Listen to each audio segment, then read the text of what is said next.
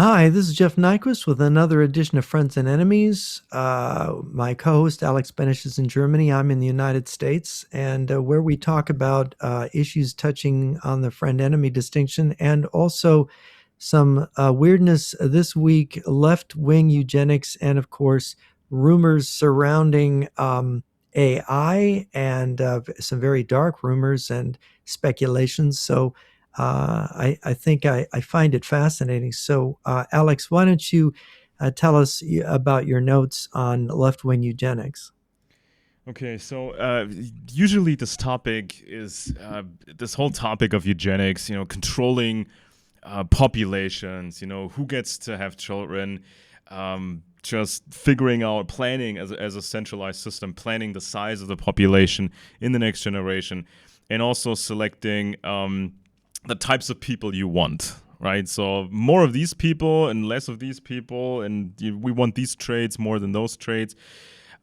This is like the ultimate control freak's dream. Now, there are, of course, there are some basic considerations that make sense, are universal, right? I mean, obviously, as human beings, we are looking for partners, or should be looking for partners to have children with that are healthy, they have decent genetics, or they're free of hereditary diseases. There's a science about matching immune systems. So some people, if they have children, that has many advantages over different or other couples, right? I mean, so there's some legitimate thoughts in this, but it usually turns into craziness, and usually this sort of concept is linked to almost always just linked to Western societies and the right wing, right? So most famous example, the Nazis, who pushed this to its extreme. But of course, they've done it in the most bizarro way too. I mean, this is like this was a gigantic failure. It was not just the Nazis. It was not just the British Empire with its eugenic societies and its there are these very powerful people. Some American circles are known for this. Kind of some of these industrial dynasties over 100 years ago, before the Nazis did it in a big way. Actually, some inspiration for the Nazis that came later. Some of these Americans, they would experiment with this kind of outside the law. Actually, they would try to find the lowest 10% of society, which they defined as people they thought were below standards. Had some really nonsensical testing. So the IQ testing that they did at the time was totally silly. So they selected a bunch of people, and then they used legal, illegal, and gray area methods to sterilize them or otherwise keep them from having children. And this was supposed to be like a test bed for a future larger eugenics program in America. Now, some of these things are well known, some of these things are not so well known. There's a good book. It's called War Against the Weak. This is Edwin Black. He's also did a fantastic book, which is IBM, IBM and the Holocaust. I really recommend that book. He's had up to 1,000 helpers to untangle this very sordid corporate history of German companies. German companies making these punch card tabulating machines, sort of like an early computer or a sorting machine. It's not really a computer, but it did some of the same functions. And so these punch card tabulating machines from German company Hollerith, they were used for everything in the Nazi Empire, also for the eugenics program. Whom to kill, whom to arrest, put into a camp and kill. And then, of course, there was this overlap with IBM. So those are some of the famous examples, but there is, there's also a very strong left-wing version of this. Left-wing eugenics, officially, overtly, explicitly, and implicitly. Unofficially, there's different types of left-wing, socialist, communist eugenics. and this is far less understood. This is far less in the public mind. Now, and when we talk about some of the Anglo eugenics, not the German one, even though some of the Germans here, they were great fans of some of these American authors. The books about the great race and the future of the race, and getting into mixing bits of science with fascist or folkish esoterics, which what the Germans did. But the Anglo part of eugenics at some point was just tied to the traditional conspiracy mythology.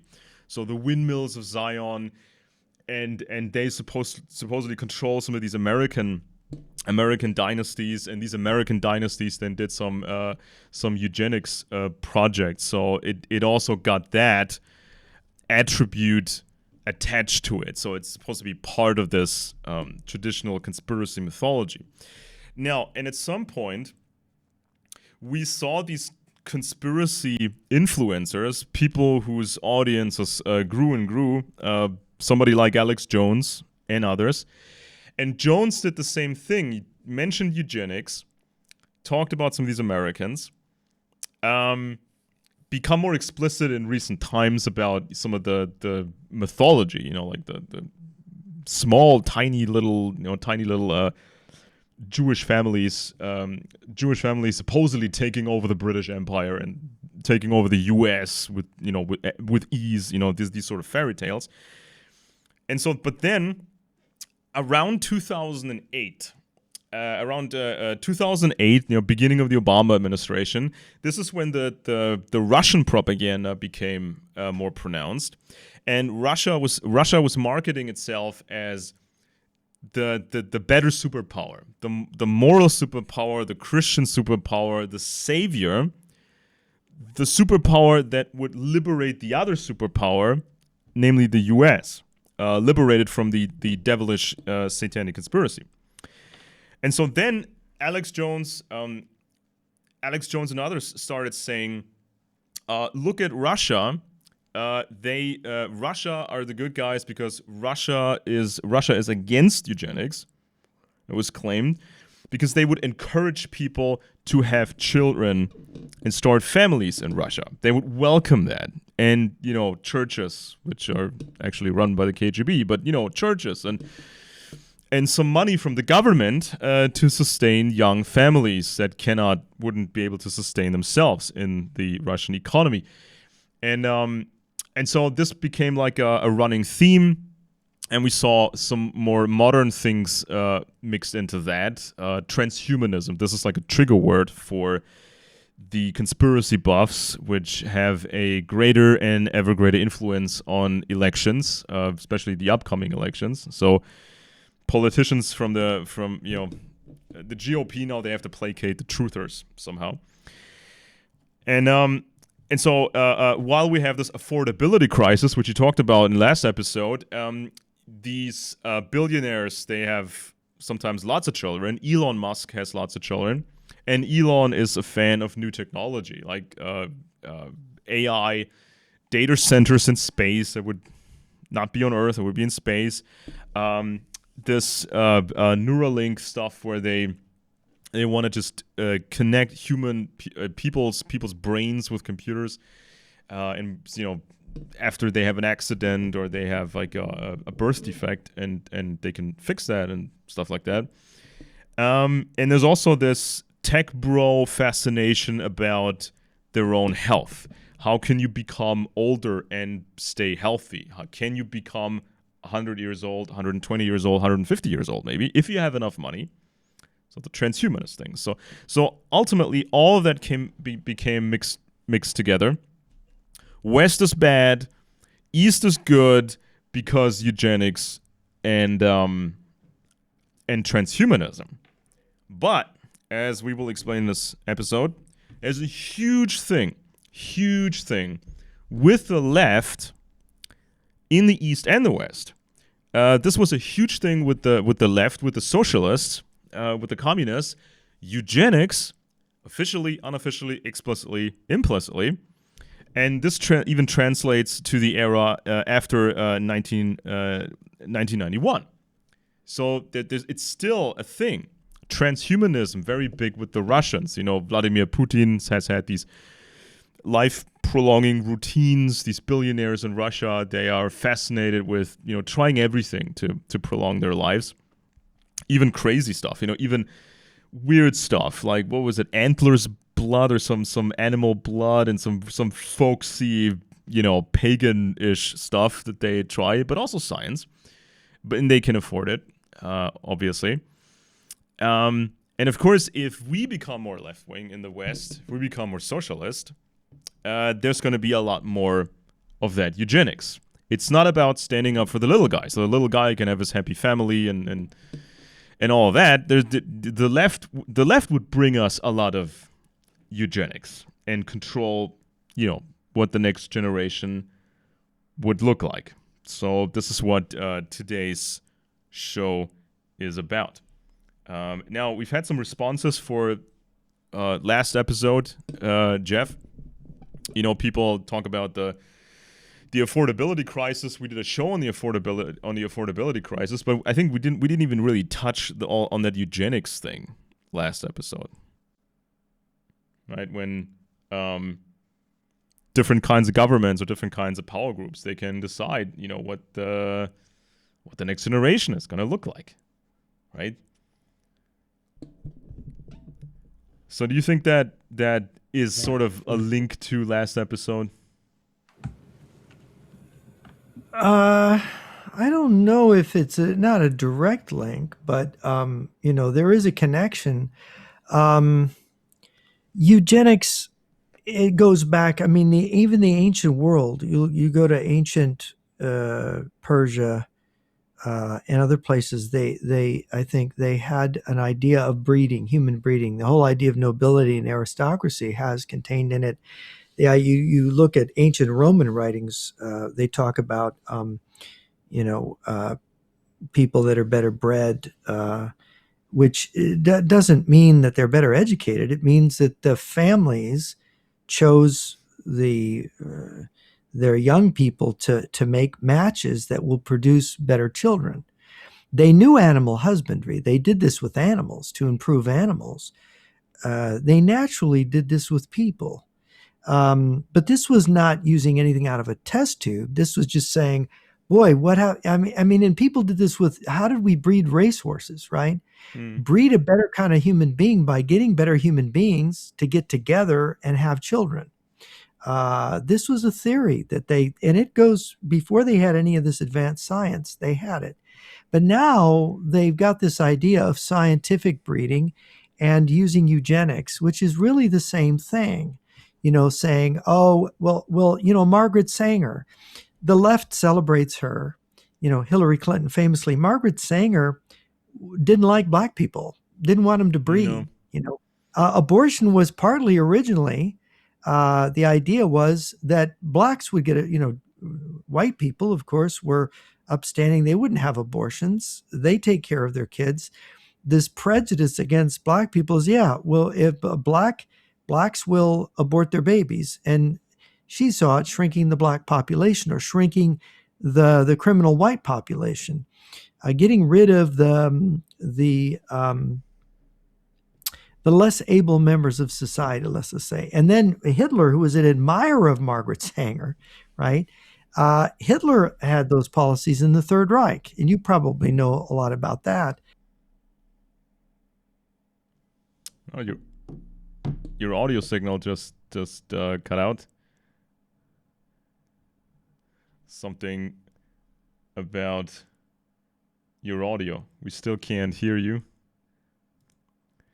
Let me just look at some of my notes here and hopefully Jeff gets his audio equipment back on track. Yeah, this was a wild ride so far. When there was this move from ancient ideas, to the modern stage. Now, for a classical empire, population size was a deciding factor. It meant you could overwhelm a single competitor or fight multiple military campaigns simultaneously. Now, population quality was secondary to that, so size mattered. Peasants with a lower baseline intelligence or even defects from inbreeding could still perform farming tasks without being bright enough to mount and sustain a professional rebellion. There's been some parts of the world where there was a lot of kind of inbreeding in different empires. When it was these people were meant to live in the same place forever. There was no concept of your peasant population just traveling the empire and settling down here, settling down there. Oftentimes this was not intended. They were supposed to work the same fields that their parents had worked on and their grandparents had worked on. So this is why sometimes you get a lot of smaller inbreeding factors. The gene pool was too narrow. And also sometimes you see, even in rural China today, you see some of the original genetics. There's some of these original Chinese genetics, that were unchanged for hundreds and hundreds and hundreds of years, because these peasants, they always married from the same village or close by. So quality in populations, quality mattered for the aristocracy, military officers, and specialists. This is where selective breeding became a priority. Aristocrats were marrying other aristocrats, and a longer successful history of a dynasty usually meant it was better and more exclusive. The sons of military officers were expected to become officers themselves. So, of course, you would pick from these people. So mistakes were made, obviously. The Egyptian pharaohs even went so far as to emulate the gods in their reproduction and marry their own sisters and half-sisters. Studies of mummified pharaohs show a number of severe disabilities that resulted from incestuous behavior. Until modern times, nobles in Europe married within their own family circles and thereby caused some genetic damage. The Habsburgs, they had huge issues, more than others. This was like a general problem. And starting around the year 1700, modern science gradually replaced mystical mumbo-jumbo in old Greek texts. This shifted the core of how empires functioned, including the population size versus quality aspect. Improvements in farming meant you needed far less people working the fields. Early industry required workers, specialists, experts, management, and bookkeeping. Better weapons, mass production, organization trumped the armies and the warfare of old. So it's not surprising that the Anglosphere became very keen on developing and implementing modern eugenics, which is the reduction of population segments which are no longer deemed necessary. So people noticed, in the West, not just the Anglo countries, but your other parts of Europe and other parts of the West, people started to notice we're being priced out of the family market. It's harder and harder to afford a family, and if you come from money, if you have connections, it makes it of course much easier to have a family, and so this is kind of like the more of like this elitist mindset. We don't need the lower 10% of the population, or we don't need the lowest 20% of the population anymore, because we have all this new industry and machines, and we have like the schools, and we can find the next generation of smart people and really smart people. So we have this infrastructure. So maybe we don't need the lowest 10% of the population. Maybe we don't need the lowest 20% of the population. Maybe the future population should be 30% smaller. So these are some considerations that get into this. And just like we talked about last episode about the affordability crisis, I mean, the American dream, this used to be a thing where you could start out with nothing and become a multimillionaire, or you could build something, lose it all, and then restart and rebuild something. This used to be possible. It's much, much harder I think today now it's very European. You know what's going on in America and the U.S. It's been Europeanized, kind of, which is not a good thing. Now you got to have the right parents and the upbringing. You got to have a plan, and you follow the plan, and you have to follow the plan. Otherwise, you don't get much of a chance to make it. So America has been America has been Europeanized in that way, I think. And part of the reason I believe for that is that the American dream was allowed for a while to benefit from spontaneous, unforeseen innovation. You know, somebody does something better, somebody does something new, somebody invents something.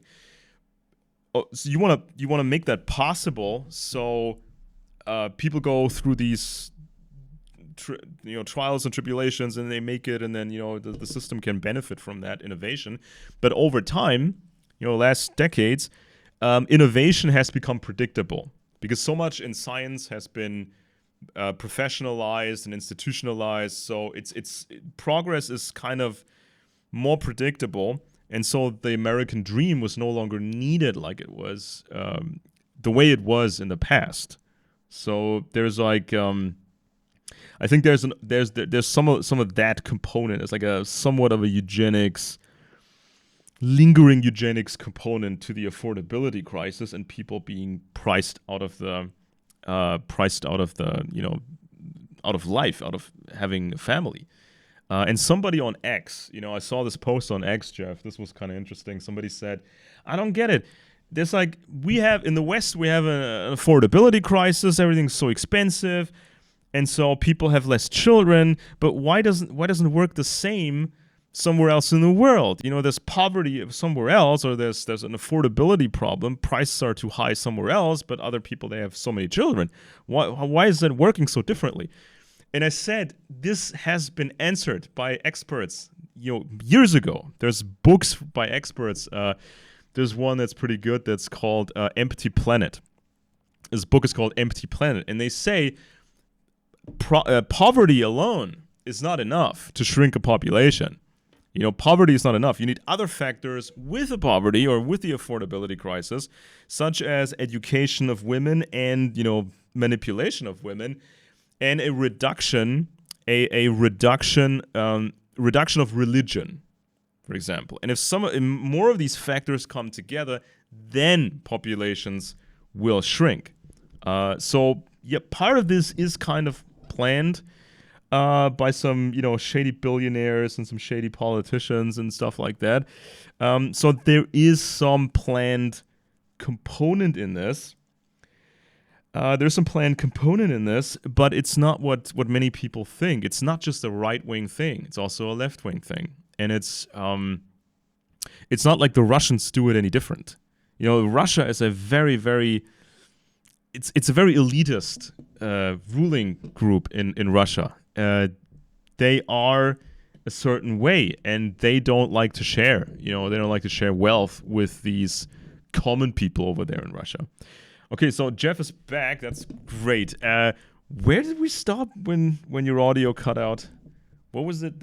You talked about the ancient world and some of the useful ideas that are always being mentioned when it comes to eugenics. Yeah.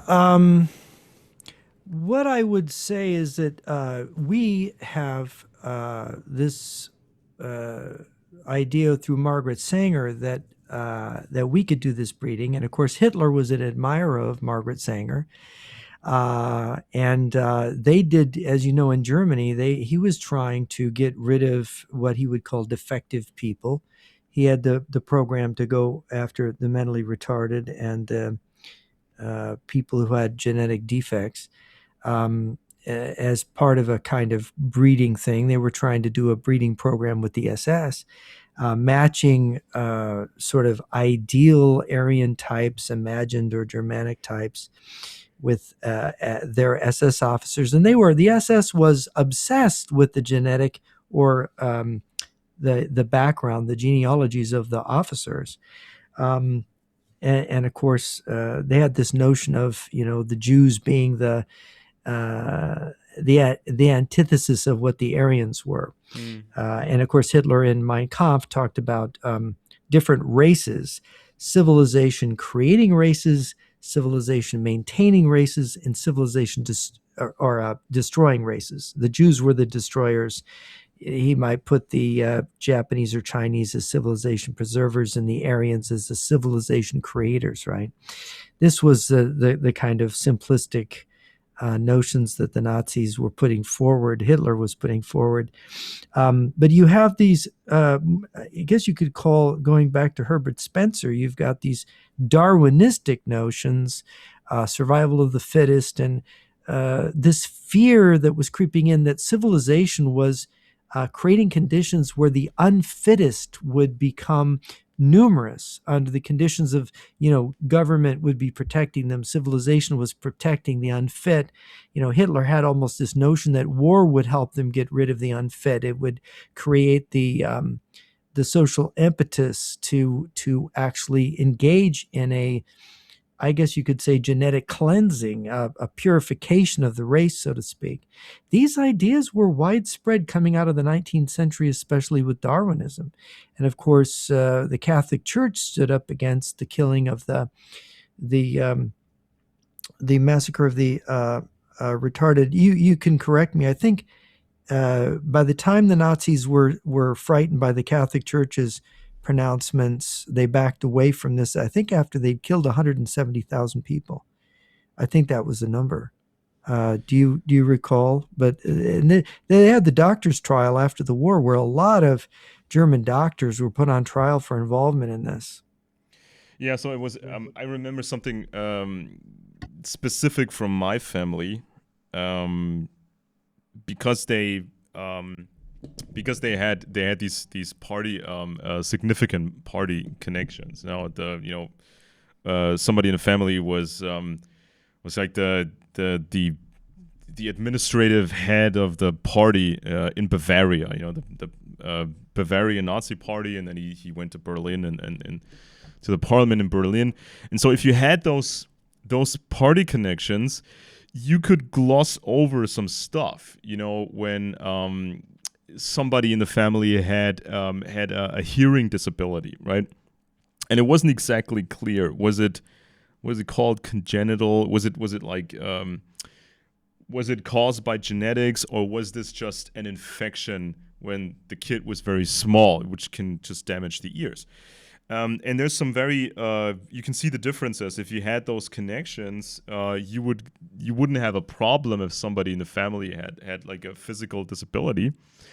But if you didn't have those connections, or somebody in the wider family didn't like somebody else, but one was more connected, one had more power, this person could actually get the other person euthanized.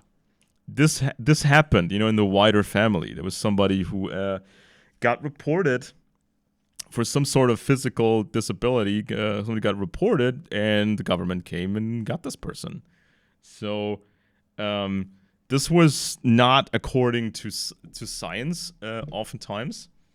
And of course, the whole underlying thing about the Jews being so different. This was even decades older. This was nonsense that went back decades and decades, even before the Nazi Party. Yeah, down to the 19th century. Yeah, Yeah.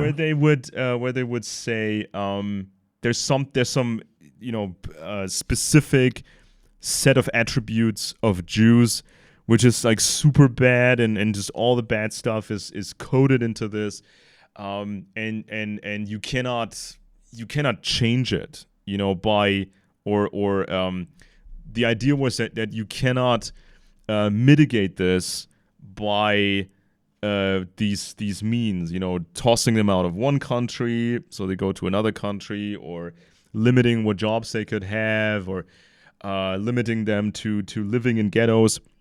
None of this was enough, they claimed, these authors, because of this specific set of genetics. But of course, if you look at the modern science of it, we understand that Semitic people. There's so many Semitic people in the world, and there's Jewish people when they moved to Europe or Eastern Europe or some south of France, Germany and stuff. Like they started to become more like the larger societies where they lived.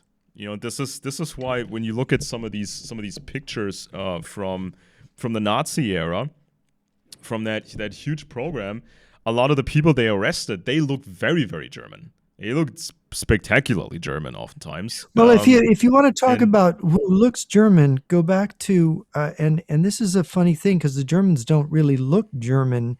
If you go back to Tacitus in his Germanica, or Tacitus said the German people all look the same. He said that they were yeah, he did. And they did back then. He's writing at the early, I would say, early second century Rome, second century AD. And he wrote he wrote that the Germans were a blondish red haired race with fierce blue eyes. And they all looked the same and they wouldn't breed with other people. So they were red haired, reddish blonde haired, not blonde and blue eyed, but reddish blonde haired and blue eyed. And they were very much, and you look at Germans today and they don't, there's a lot of different types in Germany because of all the race, yeah, there's actually, if you go to John R. Baker's book, Race, 1974, he said there's a misnomer. There's not a white race or a black, there's like 4 or 5 different black races, and there's like 3 white races, distinctive white races, which were all mixed in Europe. And but back in these primitive tribal times, there were actually these tribes. They looked like each other. They were very similar. The Celts were distinguished. The Gauls were different, distinguishable from Germans. And you have Celtiberians, and of course you had the tribes of North Africa and the Carthaginians, who are Semitic people. You had the Romans, and Italy. Rome itself was very mixed. They had yeah. blonde So hair, blue yeah, eyed, and brown eyed people all mixed yeah. together in Rome's And eventually, population. eventually Rome, Rome spilled into what are now the lower parts of Germany, and you get all this mixing and Yeah, eventually right. Yes, Latins. Yeah. Germanics overran the Western Roman Empire, which historians now Hmm. say it's not really overrunning; it's more like gradual taking over. So That's such a lie. They want to make it. That's such a lie if you go back and read. But it was sudden and it was catastrophic. But yeah, so but the anyway, thing is but the thing is though the thing is though it's like it does. I mean, when you look at people in Germany, it's like you could draw a line on a map and say, okay, so these are Germans, but there's like you can see the real Nordic the real Nordic stuff, the blonde hair, really blonde hair, green eyes, blue eyes, and then you get sort of a bit darker, and then you get some of the Romans, some of the old Roman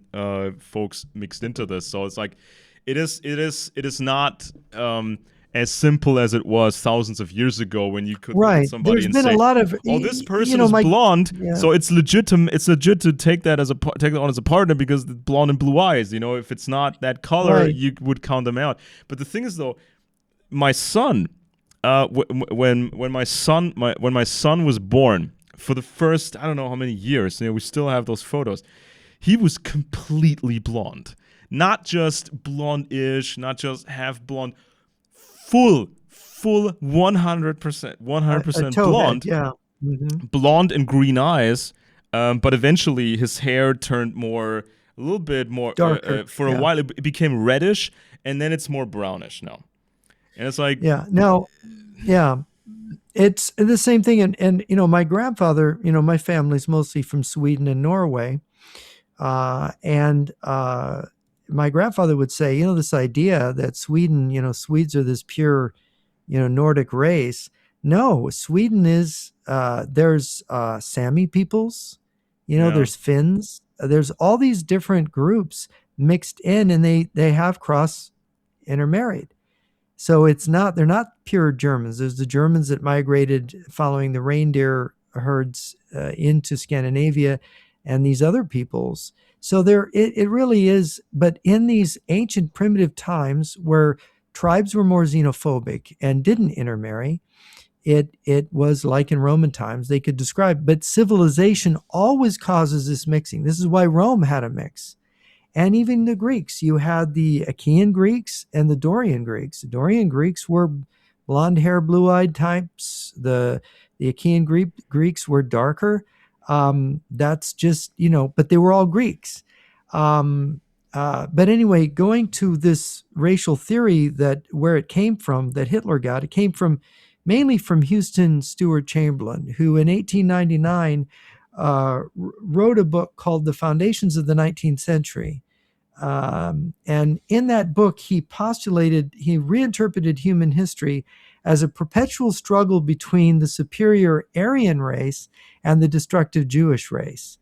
And this came out in 1899. And so Chamberlain had synthesized ideas of earlier racial theorists, Arthur D. Gibbonow, who also had a kind of aggressive framework for this. And so you've got the Teutonic Aryan super race that Chamberlain asserted that these people, he more broadly defined Germans, Celts, Slavic groups were included in this. And, what you might call as the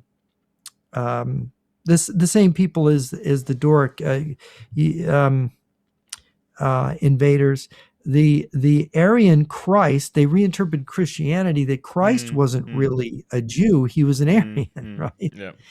They had to do that because their belief in existential racial struggle caused it, and of course they're playing off of kind of the genetic and Darwinistic things, very materialistic actually. So then they've got the idea of the science of pure breeding. And so Chamberlain actually looked at animal husbandry as a blueprint for human society. The Nazis were copying this, and he argued that a noble human race could be intentionally bred and perfected over generations. So there was an admission here that the Germans, the Celts, they weren't exactly pure anymore, and that they needed to be perfected or re-perfected, and that there was a lot of talk about the threat of miscegenation, race mixing was considered a threat. So he viewed racial crossbreeding, and of course, what's a race? It's a tribe. Here's a family, here's a race, and as an absolute catastrophe that caused genetic degradation and moral decay.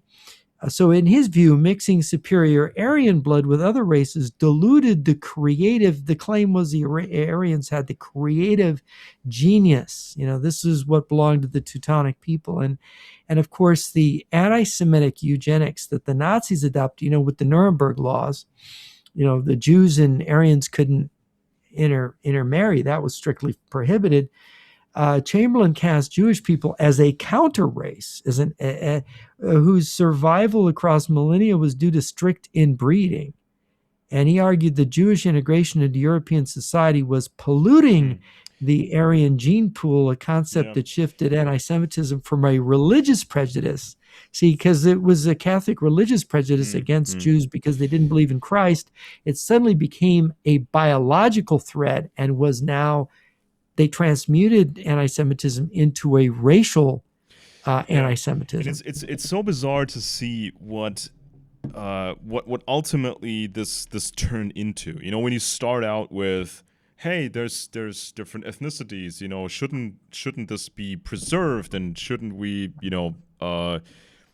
stick to ourselves and be powerful through that? All this nice sounding stuff, and it ended it culminated in a system, a tyrannical system here, which was not led by the best of the best. I mean, it's not so much that the Nazis were not blonde enough. The superior men, were they? Yeah, I mean, it's not. I mean, of course, Hitler wasn't blonde, and a lot of these other powerful people in the party, they were also not all blonde, blue-eyed, tall, cliche, types of people. But when we look at some of these amateurs and these crazies that became very powerful in the party, this was not a quality selection process, a meritocracy. Okay, this guy is the best, so or better than me, so he's supposed to have this higher position, or that person is even better, so he should have the more decision making power. This was about a movement of very common people here, and it mattered if you were part of the political party early. So if you were with the original guys, there was lots of gays in high power party circles. It was the NSDAP was very gay, but that was swept under the rug. They didn't want this to be a public thing. So there's a mix of people. They became so powerful so quickly, but they were not the chosen ones. They were not the best ones at the job, and you can just nothing changes that. None of these initial military successes, which was not indicative of the entire situation. You can't just look at this little snapshot of history and say, oh, this is where they had all these mass rallies. This is when they had they ran over Poland, and then they took over half of France, and they were on top of the world, seemingly. You can't just look at the snapshot of history. And they did have, in the Nazi party, in the higher party circles, they did have old aristocratic people from very old dynasties. But this was a whole different ballgame, because Hitler thought he was better than the aristocrats. Hitler thought his party members were better than the aristocrats, because the aristocrats had failed against the Jews, and they were not Roman Empire enough. They were not good enough. They were not Aryan ethnic centered enough. So he thought the aristocrats had failed. Hitler and the others thought they were better than the aristocrats, but they still kept a number of old aristocrats in the party. Some dynasties go back 1,200 years easily. But these dynasties, some of these aristocratic dynasties, they were family linked with the British Empire, which became a problem in terms of espionage in the war. So it wasn't the best of the best who were leading Nazi Germany, and a lot of good people died senselessly in a badly prepared war, especially when Hitler went east and started this massive attack against the Soviet Union, not knowing how much reserve troops the Soviets had, not knowing how many armored vehicles the Soviets had. Germany didn't have a strategic bomber fleet. Germany didn't have a lot of things, especially on the intelligence front. They didn't really know what they were getting into with the Soviet Union. Meanwhile, the Soviets had infiltrated Nazi Germany. So this hyper focus on ethnicity wasn't good enough. It sounds good on paper initially. Nowadays, people try to make it sound good on social media, but there's a lot of factors that go into this. And so when some of the Anglos tried to start modern eugenics, they got this bad name, right? They got this bad name. There were novels written about this stuff, novels like Brave New World, where this is controlled society and they grow batches of humans. Basically, they decide who gets born into what social class. Everybody's medicated, and this is very eugenics society. And you had all these names: Francis Galton. You had Charles Darwin, of course, Thomas Malthus, member of the Royal Society for Science, became known in 1798 for his book, An Essay on the Principle of Population. He warned against population growth, but he had these grown together toes, which is like a genetic defect. And like others in his family, cleft lip and palate, and So some of his ideas were later developed further by Paul Ehrlich and other people that warned about population size, which then merged with the climate propaganda. So then it becomes like a left-wing green thing. We shouldn't have so many people. Or just like the Unabomber said in his manifesto, this eco-terrorist said in his manifesto, technology is the enemy, progress is the enemy. We should all live in huts in the forest and not pollute the planet, with industry and technology. It shouldn't. So Charles Davenport, famous eugenicist from the United States, he kind of turned this into a worldwide movement. He was a member of the American Academy of Arts and Sciences, National Academy of Sciences, received funding from the Carnegie Institution to establish the Station for Experimental Evolution at the Cold Spring Harbor facility in 1904 and the Eugenics Record Office in 1910. Which provided the scientific basis for later eugenic policies such as forced sterilization. Bruce Stillman has led the laboratory as directors, or led it starting in 1994. Stillman is a member of the National Academy of Sciences and a fellow of the British Royal Society. And on it goes and on it goes. Davenport in 1932. Davenport welcomed Ernst Rüden, prominent Swiss eugenicist, racial scientist, as his successor in the role of president of the IFEO. Rüden was director of the German Research Foundation, a Kaiser Wilhelm Institute, was a co-founder of the German Society for Racial Hygiene, and you get a bunch of other names. After Hitler's rise to power in Germany, Davenport maintained ties to various Nazi institutions and publications before and during World War II, and on and on and on. So, but this was the right wing, or the ultra right wing, and this was some of the U.S.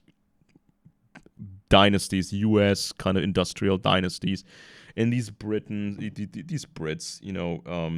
British Eugenics Society, initially the Galton Institute.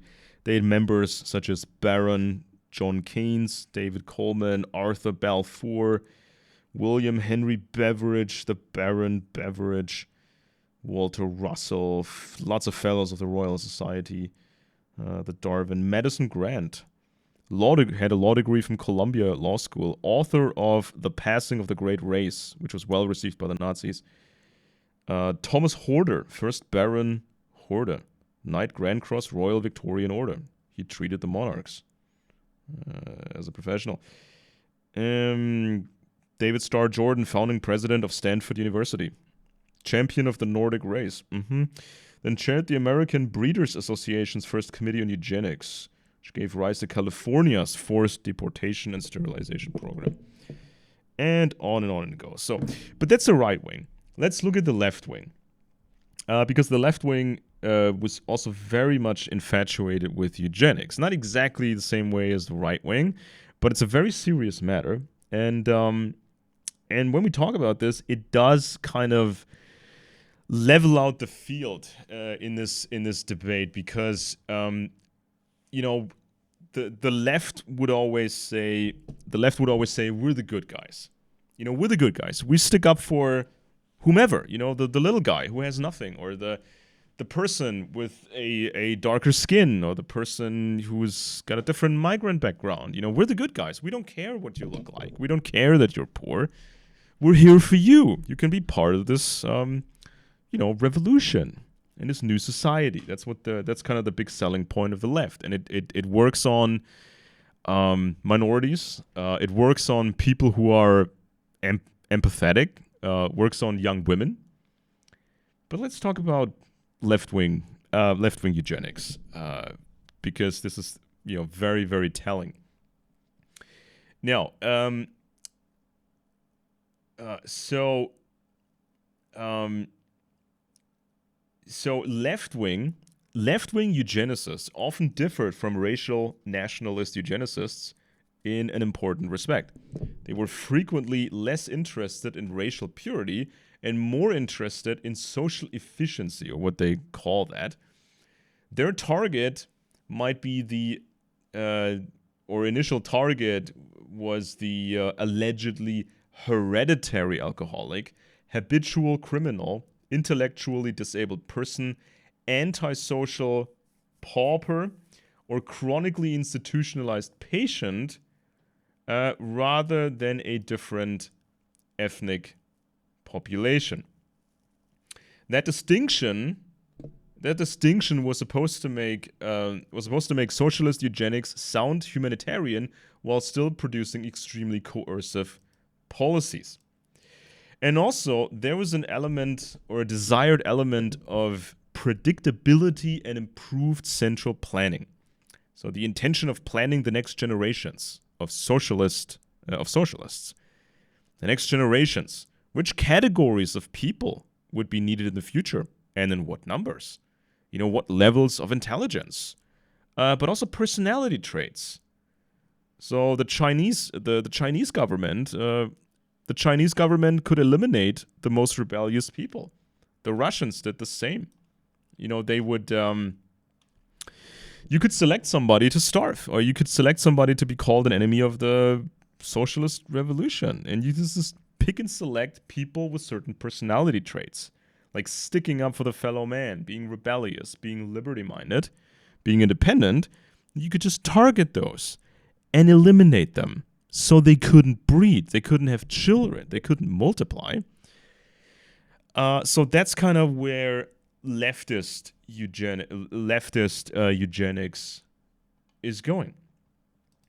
But to make it sound more nice, they needed a few techniques and tricks, make it sound cute or reasonable.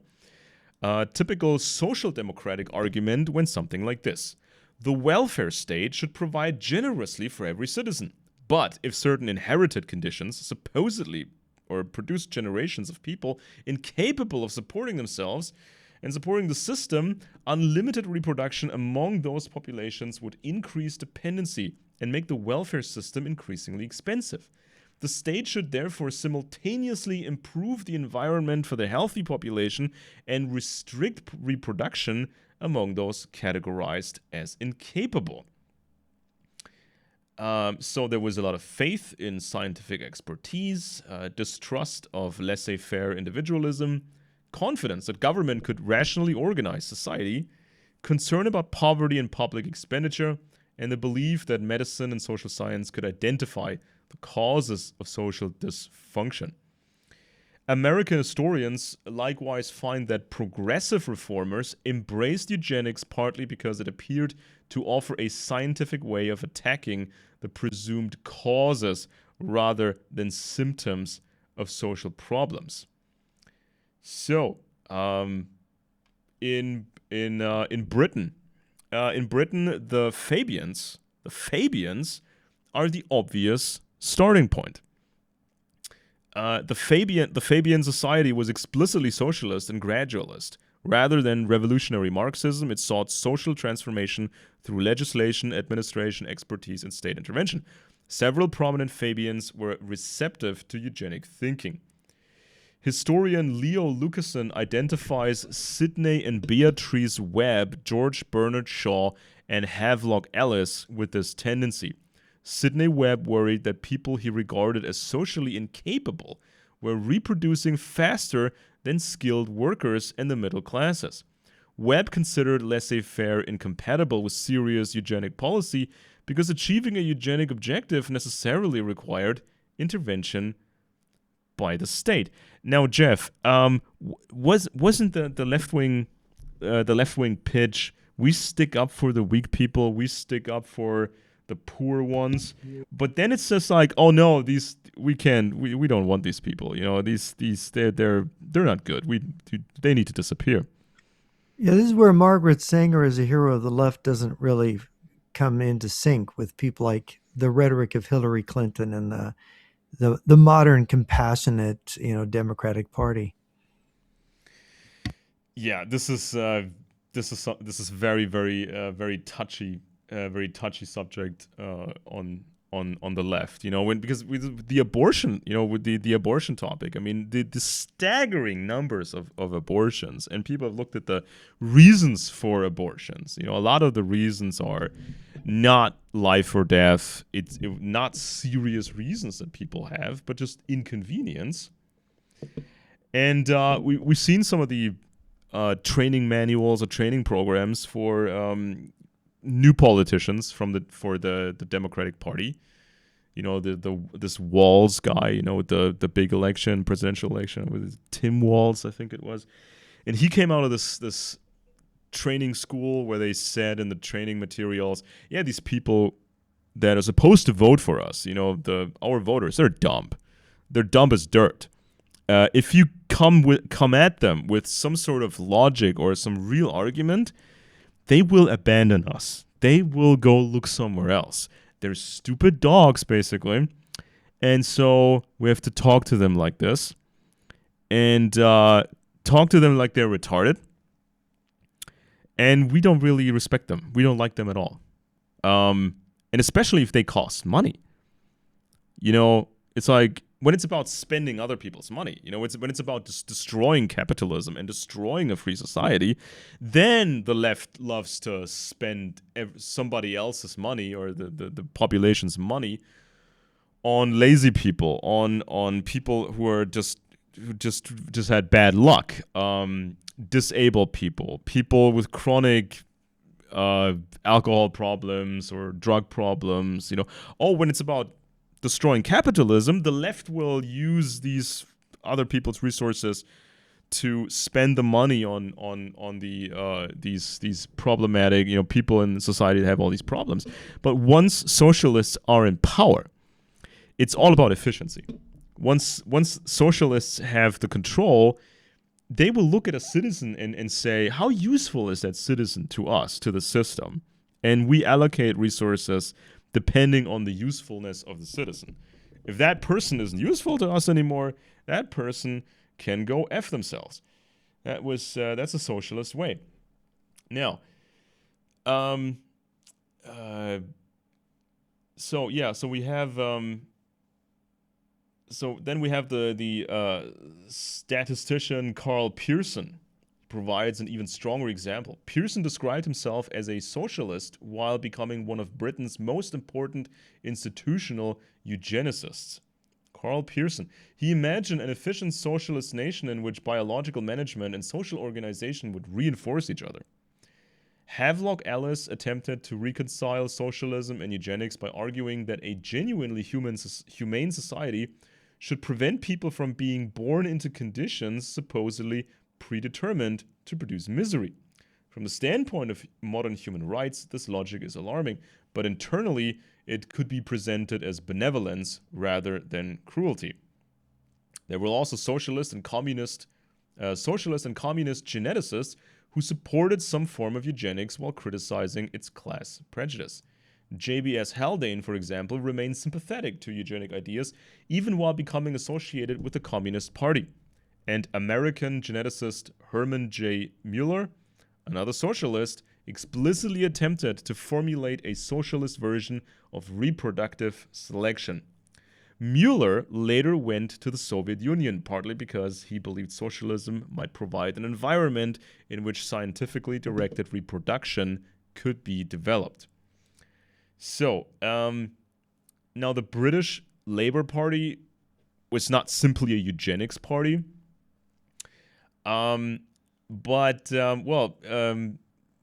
when Britain's eugenics society campaigned for sterilization legislation between the wars, actual sterilization legislation, organized labor opposition was one of the principal reasons the project failed at the time. Many working class socialists correctly suspected that supposedly neutral scientific criteria would end up being used principally against poor people. But this is just when the left is not in power. Once they are in power, then they actually want to use eugenics. Then we have Sweden. Sweden, in this regard, is probably the most important social democratic case in history. Now, Sweden is probably the strongest case for actual social democratic eugenic policy rather than merely socialist intellectual speculation. Swedish social democrats became dominant in government from 1932 and developed the famous Folkhem, or People's Home, a welfare state intended to integrate society and raise living standards through deliberate government intervention. Eugenic thinking became entangled with this project. Two extraordinarily important figures were Alva and Gunnar Myrdal.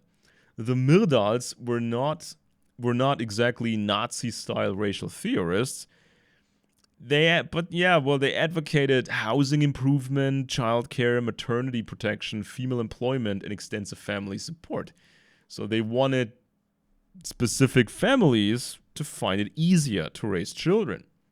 But the reverse side of their system was the question, what about people considered incapable of or thought as incapable of responsible parenthood? The Myrdals accepted sterilization of people considered mentally deficient and discussed sterilization on broader social grounds. Reasoning was connected to the welfare state. Generous social policy could remove the economic constraints that had previously limited reproduction. So the state might also have to intervene where reproduction was considered socially undesirable. So they start with, the weakest members of society and say to the broader constituency, look, who needs these people here? It's just a few of them, they cost money. Let's just sterilize them. It's just so everybody else can have their government money. But then it becomes a whole bigger program. Sweden enacted sterilization legislation in the mid-1930s, strengthened it in 1941. Approximately 63,000 people were sterilized during the roughly 4 decades in which the system operated. And these were Swedish people sterilizing. What people were they picking out to sterilize? Social criminals? People that mentally just cost ill? money. Yeah, well, a mix of those things. Yeah, they would. They would make that argument that they cost money. That's trouble. But this was just a thought of as like a starting point, right? Because it's easier to start with hitting the weakest members of society, the ones that didn't have a lobby, ones that didn't have any control, any power. Now, the social democrat Alfred Petren, psychiatrist, parliamentarian, senior mental health official, was particularly important in promoting and administering sterilization. He opposed relying entirely on consent and wanted legislation to reach people categorized as morally or socially incapable of parenting. So Sweden was not exceptional. Within Scandinavia, Denmark introduced sterilization legislation beginning in 1929, Norway in 1934, and Sweden and Finland in the mid-1930s. So these systems evolved and expanded. So they tried to paint this as moderate eugenics. And again, many people would say in the left, it's kind of sounds like it makes sense. Why should we see, multiple children from unsuited parents? And then the system has to sort of deal with these children, and, they would probably not be beneficial for the system. So then we have to pay for them, and that makes no sense. So this is where a lot of people initially agreed. But this is just the entry into a larger eugenics program from the left. So Denmark is interesting. Social democratic politician Karl Christian Steinke became an influential advocate of social reform combined with reproductive regulation. So they mixed progressive measures, maternal health, social insurance, sex education, and birth control, with the power to determine that some citizens should not reproduce. Norway's 1934 sterilization law also preceded the Nazi occupation.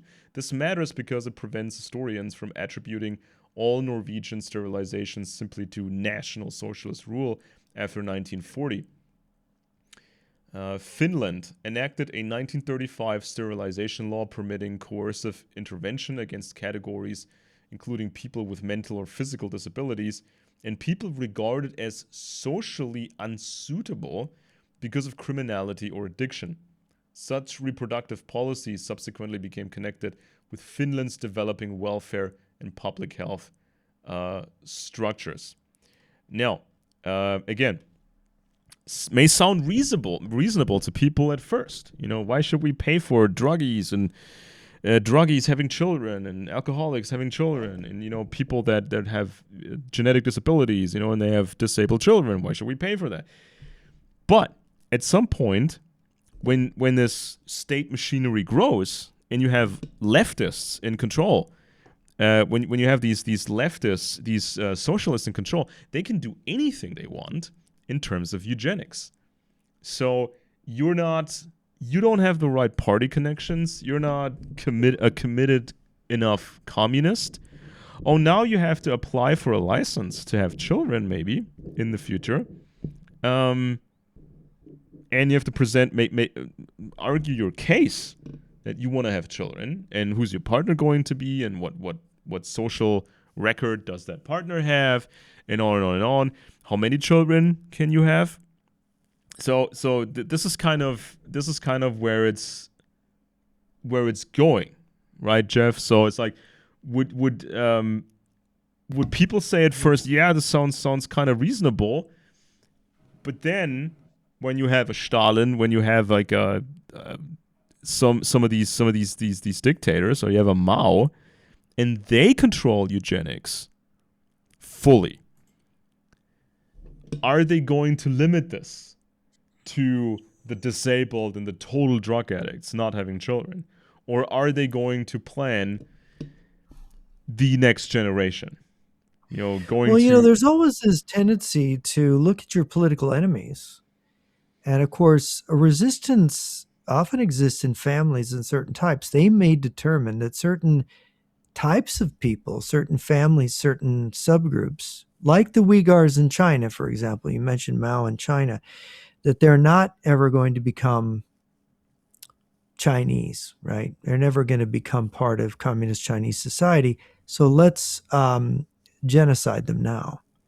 And you have ethnic cleansing, wars of ethnic cleansing in various countries since World War II. It hasn't ended. The Tutsis and forget the other group there in Central Africa and Sub-Saharan Africa. You have you've had ethnic cleansing in Yugoslavia. Of course, it's not. It's funny. The Southern Slavs, the Yugoslavs, are all the same race. They speak the same language, but their grandparents went to a different church or mosque. You know, the Bosnians went to the mosque, the Croatians went to the Catholic Church, and the Serbians went to the Orthodox Church. But they're all Southern Slavs. They're racially the same, but their grandparents worshiped differently. So you had that was the ethnic differentiation there. It wasn't even racial. And they were murdering each other there after the death of Tito, and the Yugoslavia began to break up. And so that's an example. And you could say that Russia's war in Ukraine currently, where they're sending Muslims and other ethnic minorities to their death in the front, and sending the elderly too, and criminals, recruiting them specifically as cannon fodder and killing them off in large numbers. Over 1 million dead, probably another 500,000 wounded. Maybe it's higher than that by now. Yeah, we they don't picked know. the guys who are not Slavic, Right. full Slavic Russians. Yeah, and I knew a guy. His son-in-law and his daughter were missionaries in Russia when the war broke out in 22, and they had to leave. But they said this town, which was mostly ethnically non-Russian, the young men, they were depopulated of their young men. And Chechnya even drew back after the first part of the war, losing so many of its if it's young men. They were in various ethnic communities in Dagestan, for example, saying, no, we don't want to give any more young men. But hearing the story from this missionaries, the father of this missionary and her husband, it was exactly matched with other reports. They're using the war in Ukraine as a way to eliminate undesirable populations that are not going to be fully integrated into Russian Federation society.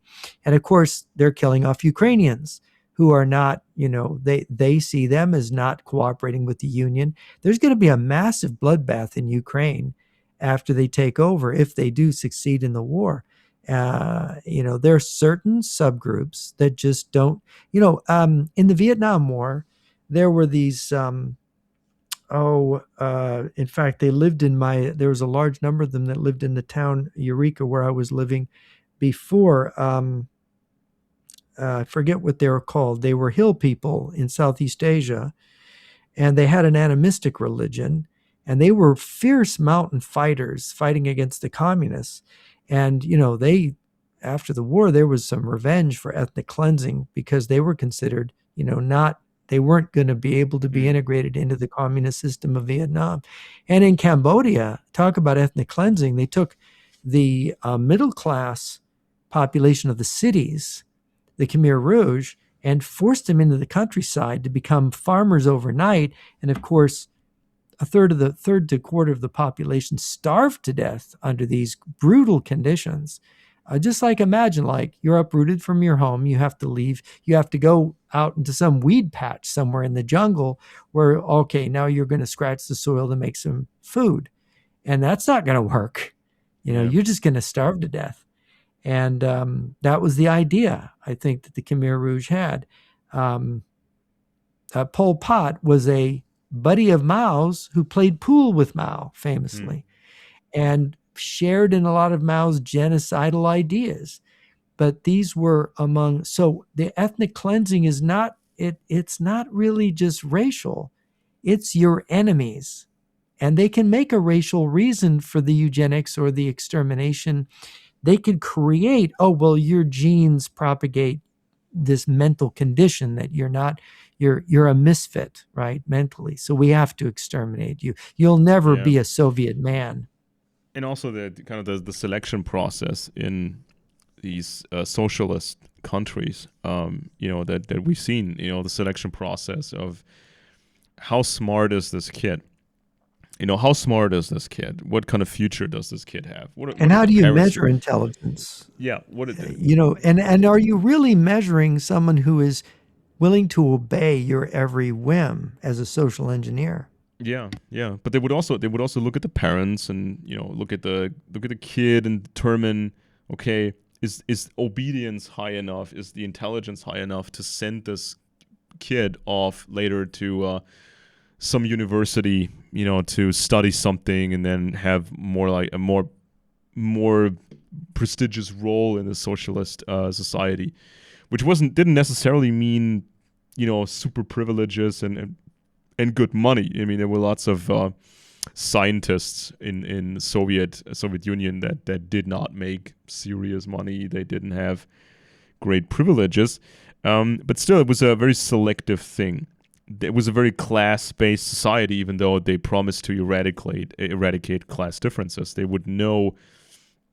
They would say this person is more valuable to the state than another person, and part of that was genetic or was hereditary. They didn't want to say it, but they kind of knew it. They kind of knew it, and so when the left promises, okay, we'll stick up for the losers, we'll stick up for the downtrodden, we'll stick up for these guys, that's just a way to get them on board. It's the same with what they call the woke right or the new right, which is pro Russia and into this conspiracy mythology. There's also a lot of poor people in that movement, and they're also being lured into this trap and say, look at the affordability crisis. Look, it's so unfair. Just trust us. We'll build a system where you have a better life. and you can have children, and it's just gonna be so awesome, when this new system is there. But the problem of a socialist economy, or the problems of a socialist economy, meant scarcity. And so when there's scarcity, then they have to be even more selective. Then they have to say, okay, this guy is smarter than the other guy. I mean, there's so many poor farmers, poor farmers still in communist China. They promised so many decades ago, generations ago, to liberate these peasants from poverty and from oppression, but there's still like hundreds of millions. There's still like hundreds of millions of poor peasants in China being exploited. And the system doesn't really need them anymore, because you can replace them through technology. You could have these autonomous machines, preparing the fields and then seeding the fields and putting on the fertilizer and all this kind of stuff. All this can be done autonomously, so they don't need these poor peasants anymore. And the Chinese, with their one-child policy, right? And the one-child policy and this tiger mom syndrome. If you're like a bit higher up in a hierarchy, you have to be hyper disciplined. Your kids have to be hyper disciplined, and they have to work, study 14, 16 hours a day. So there's this thing going on, and they're going to have, like, what is it, 300 million retiring people that are not needed anymore. And when you retire in the Chinese system, in China, when you retire, that means you have to continue to work. You don't really retire, and your kids have to take care of you. And when you get too sick and your kids can't take care of you, well, the old people, then they can drink poison, or they're just gonna die from medical complications.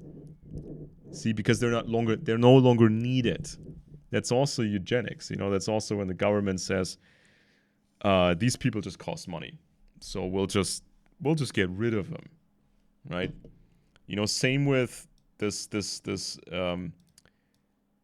fantasy that some people have, that the Russians come over here, the Russians take us over here in Germany and in Western Europe, and things are gonna be better. They don't need many people here. They need the engineers. They need specialists. They need the industry. They need stuff that we build. They need specific people. But the rest, they don't need. If you don't have a job that they think is important, you're not needed. If you're a retiree who's not working, they don't want to pay your pension. They have no interest in that. So historically, there's more examples. Red Vienna, interwar Vienna, provides another revealing example.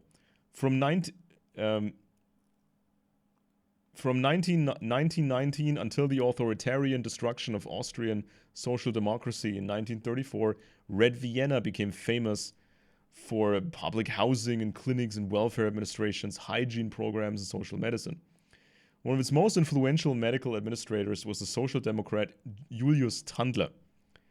So he described it as Rassenhygiene, that means racial hygiene. That was his vision of public welfare, racial hygiene. He believed social medicine, child welfare, housing, hygiene, and scientifically managed reproduction could improve the biological and social condition of future generations.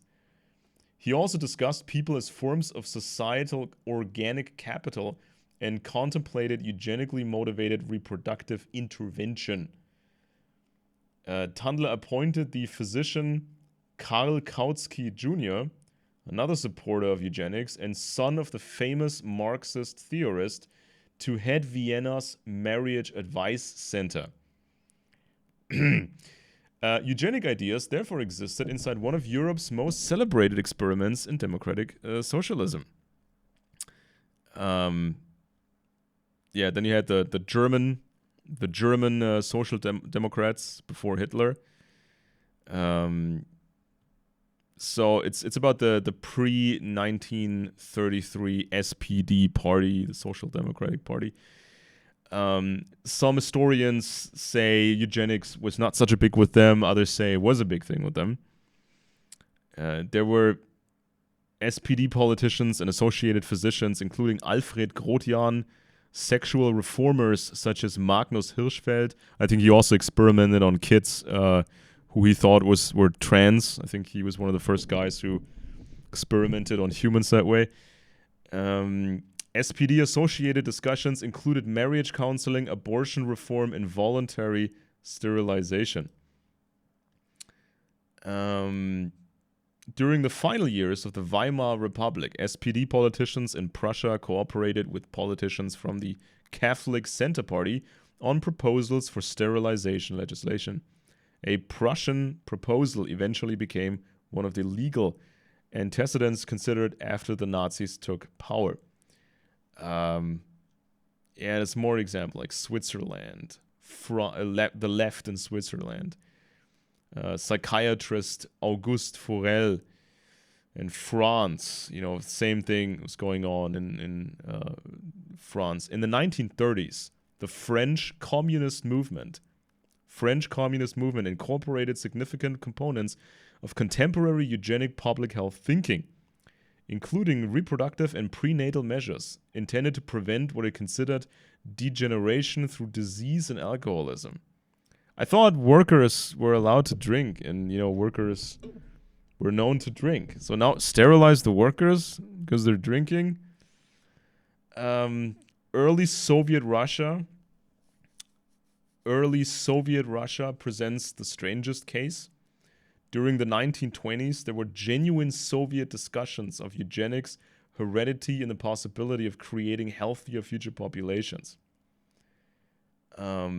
So Western socialist geneticists such as Hermann Müller hoped communist planning might permit a scientifically managed form of reproduction without capitalist class inequalities. Müller moved to the USSR in the 1930s, and proposed explicitly eugenic ideas. But Stalinism eventually moved in almost the opposite scientific direction because for other reasons.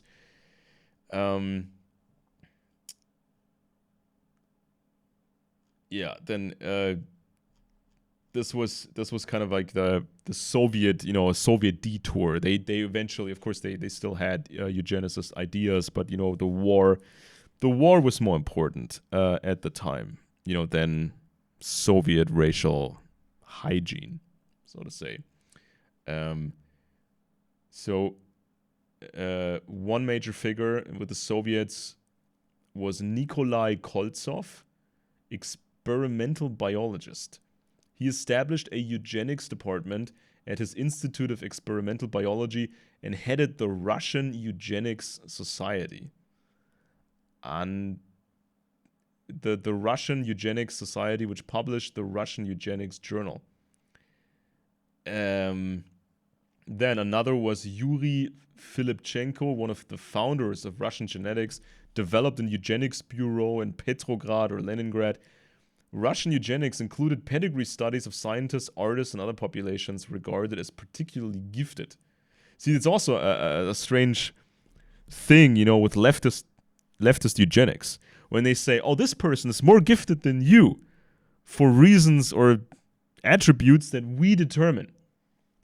I mean, isn't that kind of like a problem when the government, a leftist government, would say, oh yeah, this gay couple, they can adopt children, but you can't marry someone and have biological children because we don't think you're good enough for that. Because we have reasons. Because these other guys, they're more gifted than you. And there's no transparency with the attributes. This is where it gets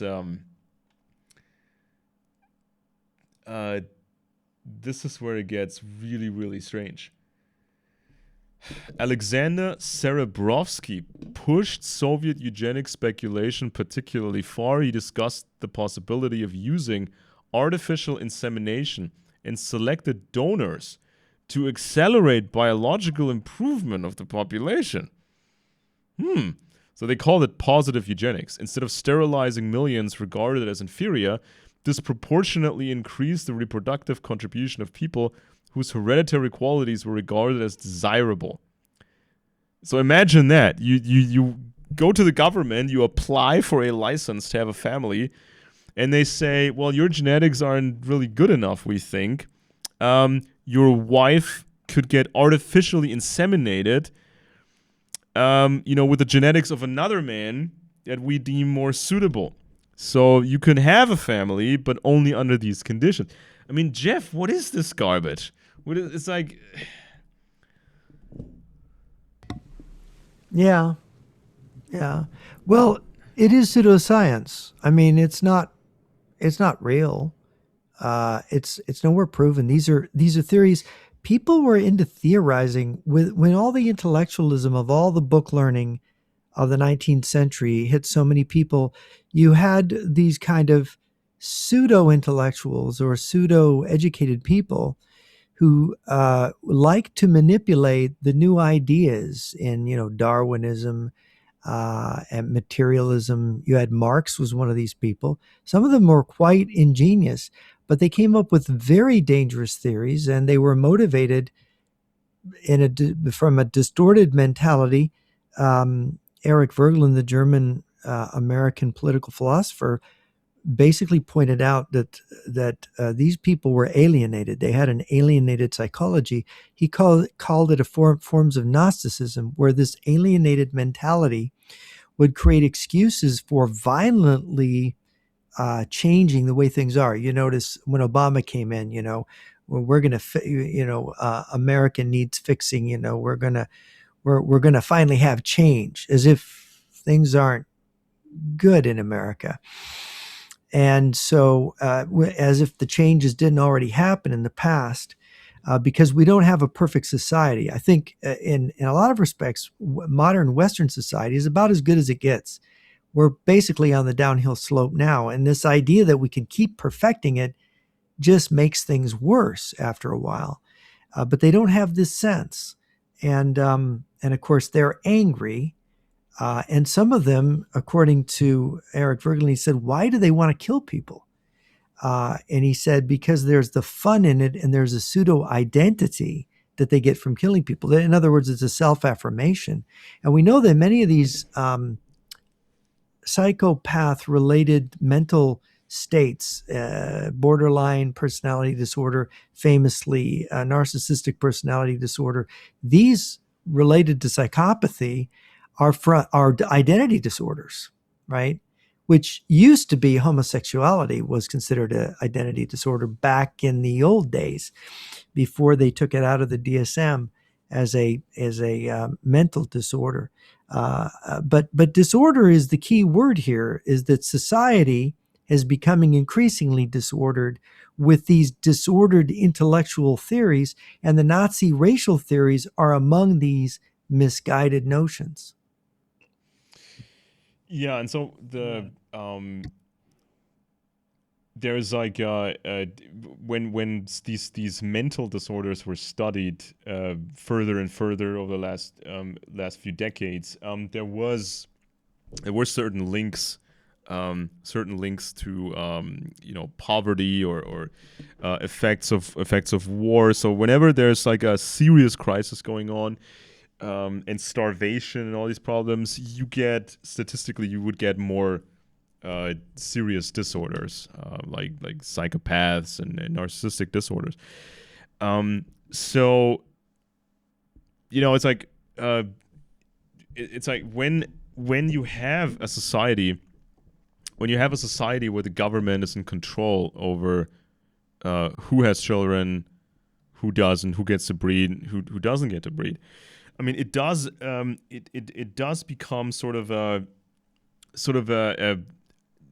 you see effects that are not what eugenics promise, because when there's a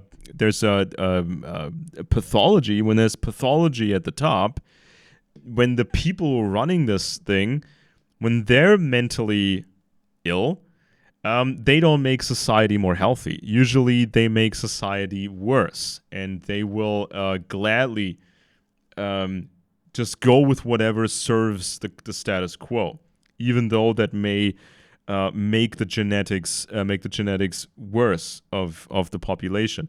Now Ukrainians they still collectively remember the genocide where with the mass starvation. The mass starvation in the earliest Soviet Union during the earliest Soviet times, when the decision was made, these Ukrainians are too much trouble. Let's just lock down. Let's just lock down the country, remove the food, and watch a lot of them die. So we're just because they're too much trouble, right? There's too much trouble. And only in recent years, what the perception was from the Russian side was, oh, our demographics are in the toilet. We don't have enough babies. We don't have a future like this as an empire. We need to steal people. And they're right next door. They're right next to us in Ukraine. It was like 40 million people. So we're just gonna steal these 40 million people, absorb them, brainwash them, kill whoever's too much trouble, re-educate the rest, and just because we need them desperately, right?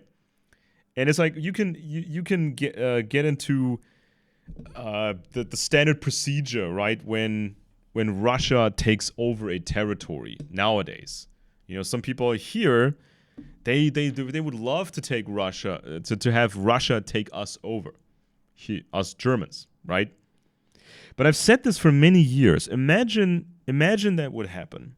You really think the Russians would allow a classic German society where there's just Germans running around here, right? And just a few Russian administrators, right?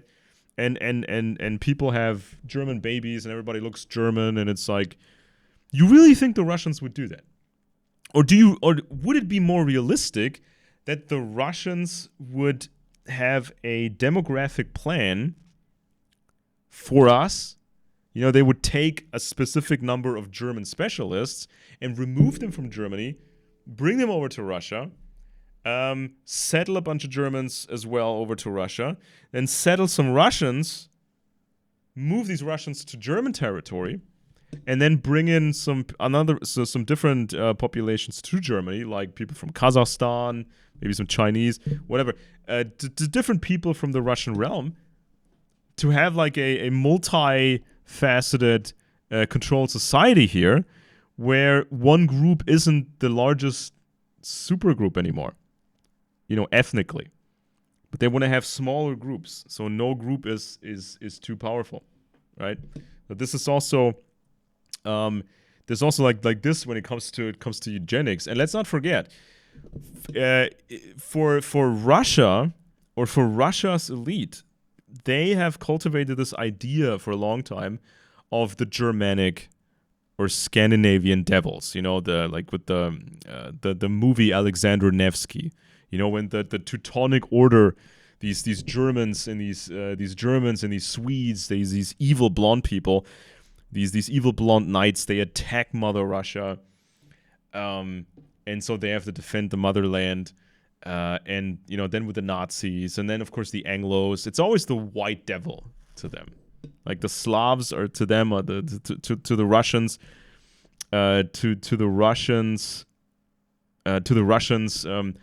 the Slavs are the master race. We're the devils. So guess what they would do to us in terms of demographics.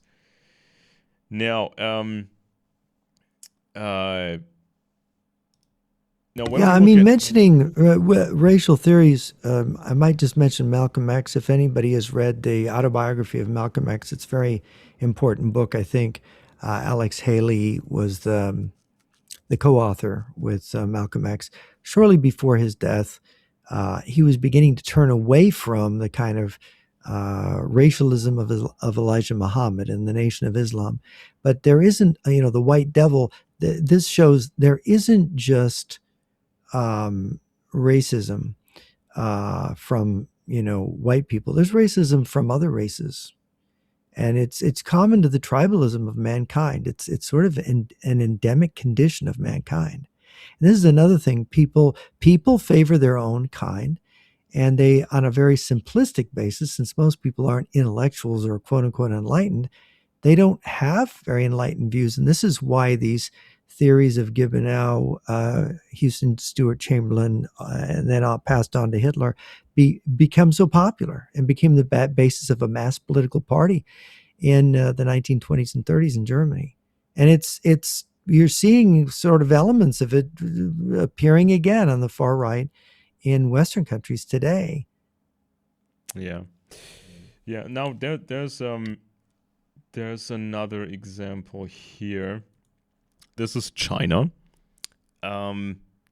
So with China, at some moments, a large population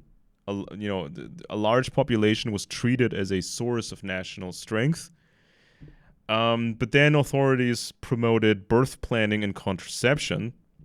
Modern historical work divides the early PRC into changing phases rather than treating Chinese family planning as one uninterrupted policy beginning in 1949.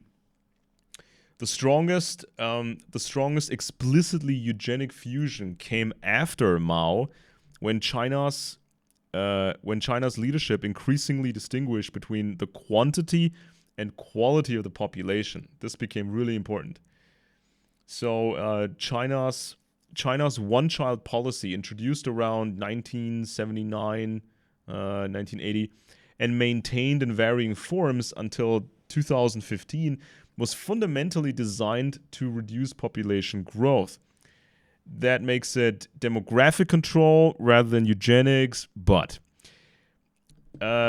forced abortions or sterilizations used merely because a family had exceeded its permitted number of children are horrific forms of reproductive coercion, but they are not automatically eugenic. The government could be completely indifferent to the genes involved and simply wants fewer births. However, post-Mao population policy increasingly incorporated another objective: fewer births, but supposedly higher quality births. Historical studies explicitly connect the one-child era with a broader project of improving population quality and with post-Mao eugenic thought. This is where Chinese policy becomes much closer to classical eugenics. The 1994 Maternal and Infant Health Care Law is probably the clearest example. China's law on maternal and infant health care, adopted in 94 and effective from 1995, is remarkably explicit. Its first article states that one purpose is improving the quality of the newborn population. It provided for premarital medical examinations involving serious genetic disease, infectious disease, and specified serious mental illnesses. Most significantly, Article 10 dealt with people diagnosed with serious genetic diseases considered medically inappropriate for reproduction. It contemplated long-term contraception or ligation sterilization before marriage. The law also instructed physicians to advise termination of pregnancy where prenatal diagnosis found a fetus with a serious genetic disease or serious defect. Statutory language defines serious genetic disease partly in terms of the probability that it would recur in future generations. So mental illness was included. The law's categories of relevant mental disease included schizophrenia and manic depressive psychosis alongside other serious mental disorders. That echoes earlier 20th century eugenics, when schizophrenia and other psychiatric conditions frequently appeared on sterilization lists. Now, schizophrenia, there is a genetic component, or some people, when it can run in the family. So this is usually when somebody starts exhibiting psychotic episodes. This is one of the first questions that the doctors would ask. Has somebody in the family does somebody in the family have the same thing? An ancestor. Is this does this run in the family? Manic depressive psychosis. So a lot of these things. But it's not just genetics. There's many other factors that go into this. And so a lot of leftists today in the West, they have mental problems. They take medications against psychosis or mood stabilizers, antidepressants. A lot of leftists today in the West, they would consume high potency cannabis, a lot of it, even though it's been shown in studies that this overconsumption can trigger psychosis or schizophrenia. Now, it's interesting that a government like this would say, we don't take the risk. We don't want this. If somebody has a schizophrenic episodes, if somebody has some other mental problem, we don't want this person to have children, because it's just a numbers game, right? I mean, there's a chance the same problem may occur with the kids, so why should the Chinese government take that financial risk? So a decision is made: no children. So China softened parts of this after 2003. The system removed the national requirement that couples undergo the premarital medical examination before receiving a marriage license. Chinese government-associated reporting explicitly described the exam as becoming voluntary. But China nevertheless maintains a very extensive program concerned with prenatal care, genetic disease, and prevention of birth defects. So,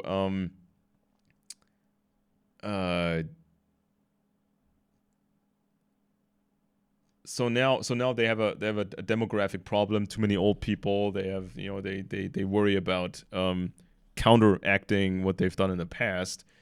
But they want this. They want the control. They want to control what the next generation is going to be.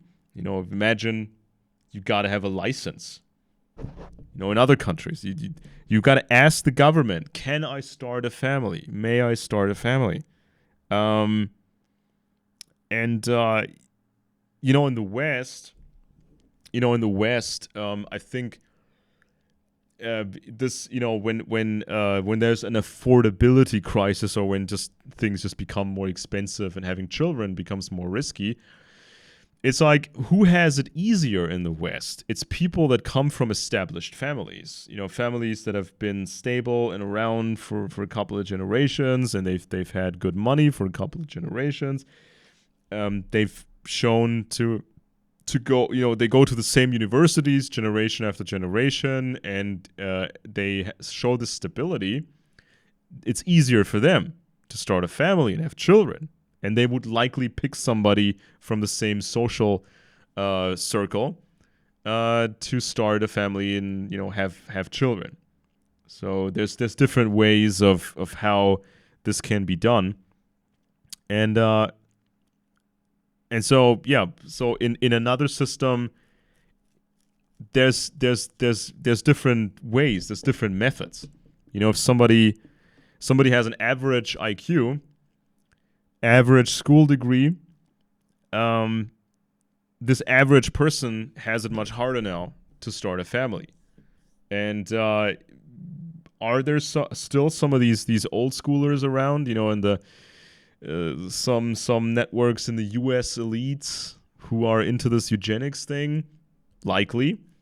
They want to price certain people out of the market. But it's like when people say it's so everything's so expensive, everything's so hard and expensive, and the job market is so hard. We'll just vote the left. Well, I got news for you. You're gonna end up in a system that has severe financial problems, and they have to balance the cost with the quality of the population. And if you're not deemed quality, you don't get to have a family. And even if you have a family, you can't really influence your children because the state raises your children. You don't really raise your own children.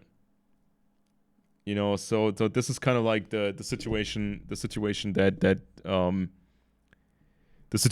we're in the East, in the West, all this control.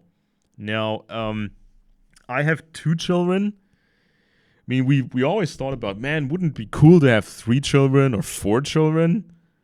Wouldn't that be so cool? But it was a factor of cost and space and workload.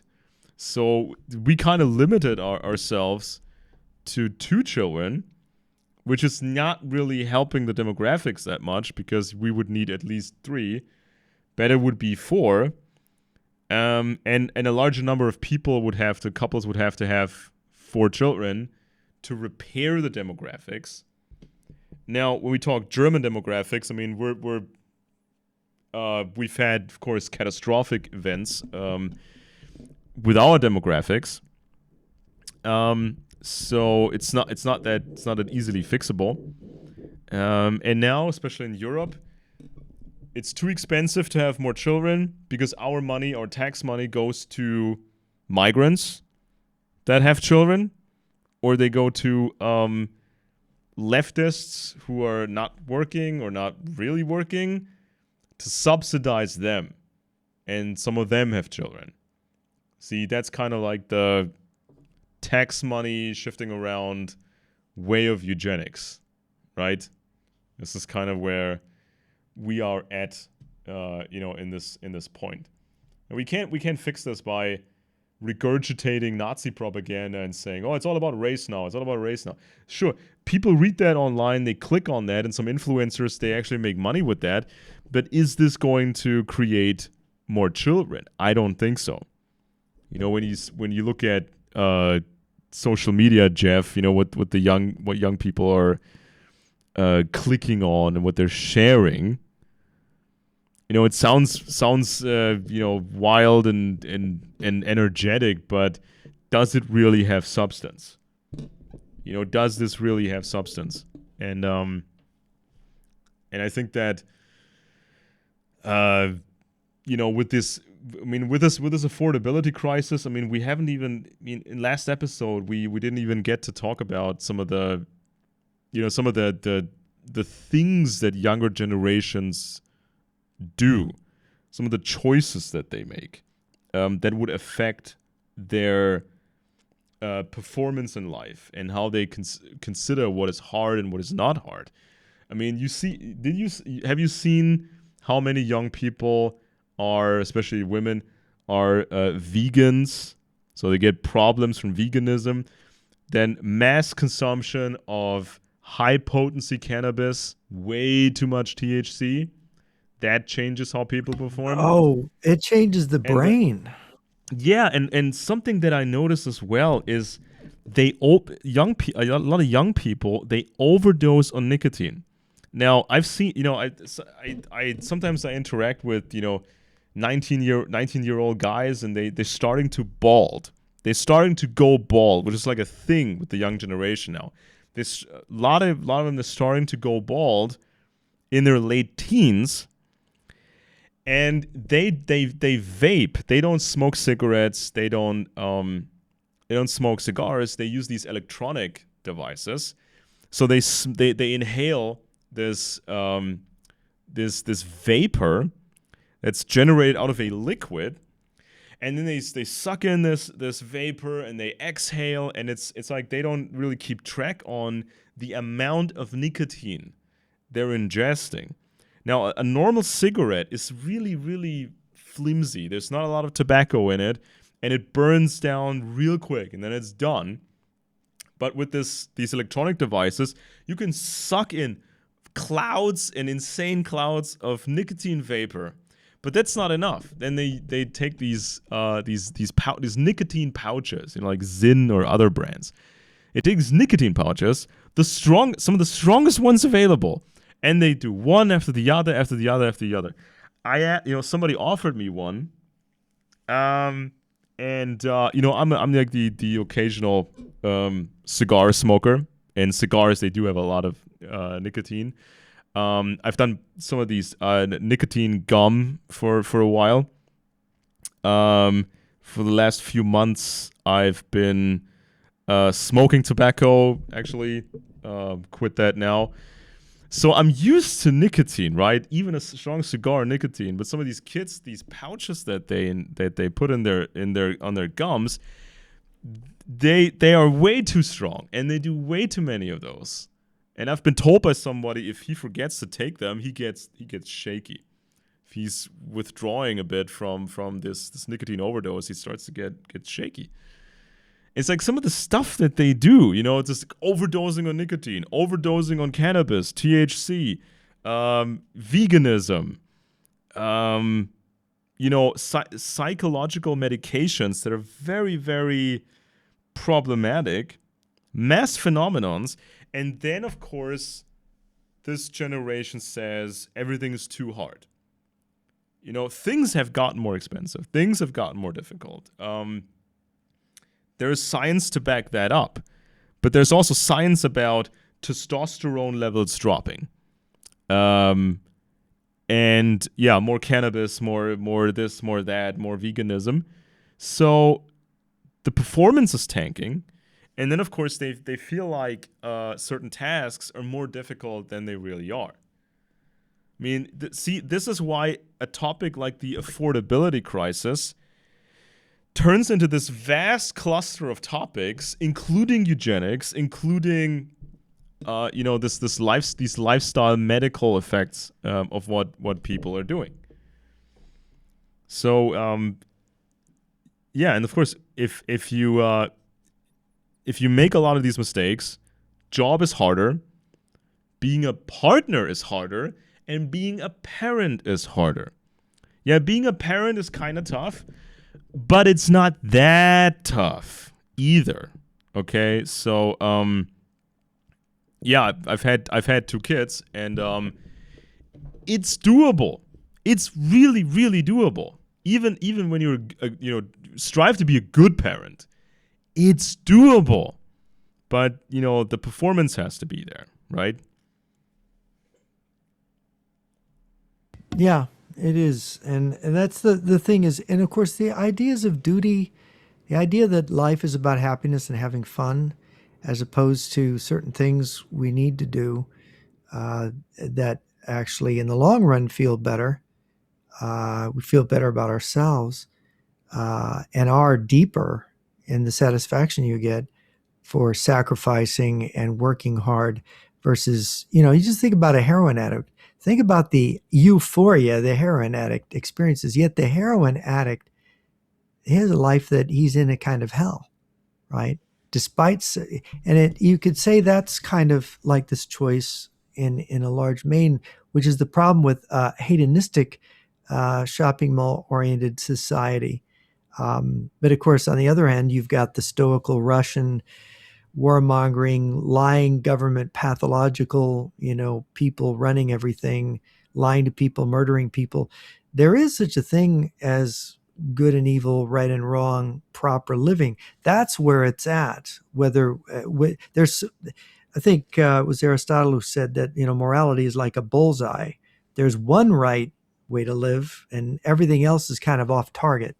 And so it's complicated. Evil is complicated, good and evil. But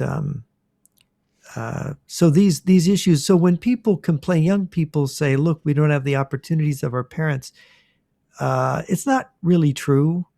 Your parents didn't have computers and smartphones and all the entertainment you've had, and your life is really objectively easier. Your parents can see it. And their parents were life was easier than their parents. And my parents who grew up in the Depression, their life was easier than their parents' lives. So it goes. All those kids. My grandparents all grew up on farms. They worked hard from the time they were little kids, feeding animals and doing chores. They grew up working hard. Did it? Did they find were their lives without satisfaction? No, no. And they were in a way more fit in a lot of ways mentally. I think Jean Twenge pointed this out in her book Generation Me, which came out more than a decade ago. She said that people born in around 1900, my grandparents' generation, there were only 2% who suffered a major depression in life. Now, people born after 1964, where they didn't have to grow up working hard, didn't have the difficult conditions, 25% are depressed. And that was as of, 11, 12 years ago, whenever Twenge's book came out, and I'm sure the numbers are getting higher. So you got 25% of the people who lived in an easier time. That is, they didn't have to work as hard in school. They didn't have to work at home as hard. They had an easy life, a lot of leisure time, spare time, compared to their grandparents or great grandparents in this case. And yet they have a higher degree of dissatisfaction, mental illness, depression, and narcissistic personality disorder. That's very interesting that having it hard and struggling makes people happier. They're not depressed as much, and it makes them hardier and more adjusted. Isn't that interesting? But nobody, all these people complaining who were born after 1964, I know what my grandfather would have wanted to slap them silly to get them, grow up, stop being a child. The life isn't about what you think it's about. Who sold you this bill of goods? You don't get to have your way all the time. You have to work, and working is the point, the struggle. When you die, you'll have plenty of time to rest, right? Yeah, it's like when people talk about partnerships and marriage and does it still work and how it's supposed to be and how do we save ourselves from this downward spiral.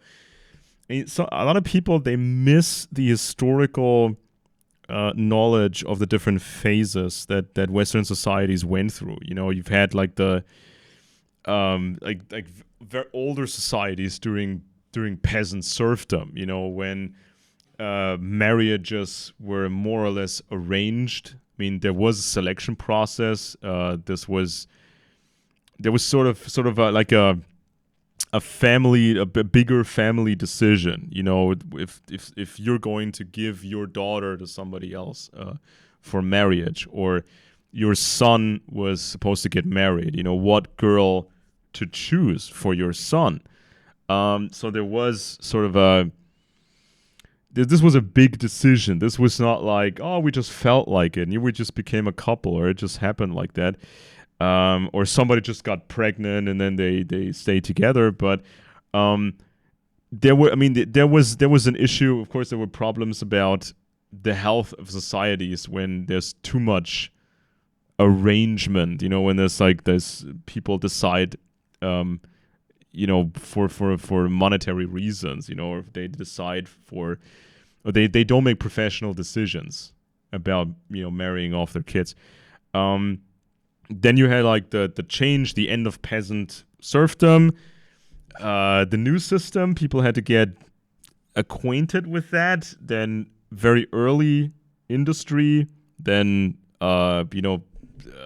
industry was picking up. People had to somehow adapt.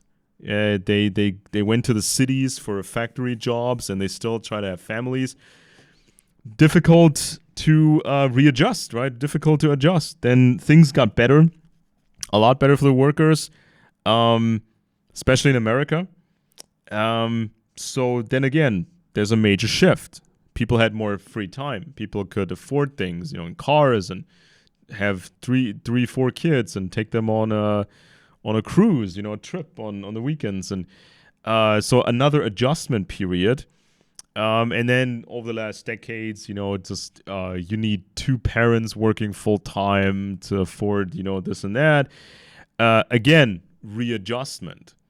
But it's difficult to, when people give out these easy answers. We should just do it like they've done it, in this particular phase or in that particular phase. It's way more complicated than that. And some people, they want to have like a fascist system or a racial, very race-based fascist system. But even then, you want arranged marriages. You want to ask the government, can I please start a family? And then they look into you and your parents, and then they decide you're not good enough, or you have to pick another woman, which you don't like. But the government says either this or the highway. And some people think, yeah, we just go with the left. And then you end up in the same situation where you have to ask the government, can I please marry somebody? Can I please have children, a family? And then they say, oh, no, you're not good enough. Or you can have this partner. We can give you 3 options that we have pre-approved. And you can pick one of these 3 partners, women, which you don't like, but we don't care. It's like... it's not that hard to figure out. It's not that complicated, right, Jeff? To get it right. Well, it shouldn't be, but it goes to character, and people don't just do things because, well, they do. I mean, they do things to feel good, but they shouldn't just do things because it makes them feel good. Because if we did that, we'd be eating candy all day. Never getting out of our armchairs, just watching YouTube videos or Netflix all day, because that feels good. It feels bad to get up. But pretty soon you're going to get fat. And of course, this is the problem. You got so many fat people now. You're going to get fat. You're going to get weak. Yeah. Let's say you say, oh, it's too hard to walk. Just push me around in this chair, this wheelchair. Yeah. And pretty soon you won't be able to walk. The more you do, the stronger you get. And we've kind of forgotten that, I think. Yeah. So, I mean, this is, as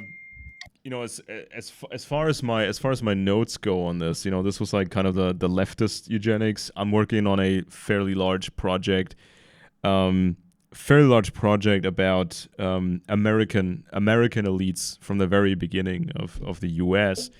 The different families, different dynasties, and kind of how they ran things and how they created these families, these huge families, interlocking dynasties and all of that, and some of these dynasties, they really didn't want to be American. They pretended to be American, didn't want to be American. They wanted to be the British Empire. They wanted to be like the British Empire, and they had sort of like this they were looking down at the normal people, what they thought are the peasants. They're just supposed to exist to produce and then to benefit the overall system, and so that kind of a mindset, right? So I'm always trying to work on these topics from multiple different angles. How is this country doing it? How is that country doing it? What about this ideological angle? What about that ideological angle? What does the science say? Is the science reliable on this?